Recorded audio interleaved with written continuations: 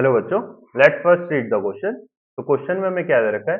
Find the number of moles of the He atom in a sample containing the 3.011 into 10 to the power 40 He atom. तो यहाँ पे हमारे पास क्या है कि सैंपल में हमें दे रखा है कि 3.011 एंड मल्टीप्लाई में 10 to the power 14 He atoms, इतने हमारे पास क्या है He एटम्स प्रेजेंट हैं। तो हम यहाँ से क्या पूछ रहे हैं? Find the number of moles of He atom. तो अब यहाँ पे अगर हम बात करें तो वन मोल, अगर हम किसी भी सब्सटेंस के लिए बात करें तो वन मोल बराबर हमारा क्या होता है? तो 6.023 इंटू 10 टू द पावर 23, ये हो गया इस तरीके से। एंड यहाँ पे हमारे पास क्या आ जाएगा? क्वांटिटीज कुछ भी हो सकती है, ये हमारी एटम्स हो सकते हैं। अगर हमसे बोले कि वन मोल He का मतलब क्या होगा कि 6.022 into 10 to the power 23 atoms है हमारे पास, इस तरीके से। तो अब हमसे क्या पूछ रहा है कि हमसे यहाँ पे पूछ रहा है find the number of moles of the He atoms in a sample containing.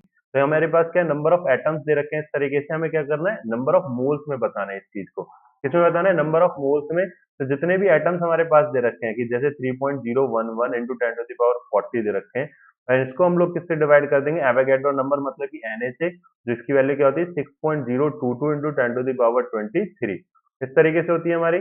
तो यहाँ से अगर हम देखें तो ये हमारा क्या आ जाएगा? अगर हम देखेंगे तो ये आ गया हमारे पास 3.011 एंड ये आ गया 6.022, एंड मल्टीप्लाई में अगर हम देखें तो ये क्या आ जाएगा? 10 टू द पावर 17, ये आ गया। ये क्या आ जाएगा? 0.5 इंटू 10 टू द पावर 17, ये आ गया इस तरीके से। तो ये क्या आ जाएगा? 5 मल्टीप्लाई में 10 टू द पावर 17 की जगह क्या आ गया? 16 आ गया। क्या आ गया? 5 मल्टीप्लाई में 10 टू द पावर 16 आ जाएगा। तो यहाँ से हमारे पास number of moles of He atoms कितने निकल कर आ गए? 5 इंटू 10 टू द पावर 16। तो करेक्ट आंसर क्या होगा? 3 इंटू 10 टू द पावर 16 होगा क्या? बिल्कुल नहीं। 2 इंटू 10 टू द पावर 16 बिल्कुल नहीं। 3 इंटू 10 टू द पावर 16 बिल्कुल नहीं। 4 इंटू 10 टू द पावर 16 बिल्कुल नहीं।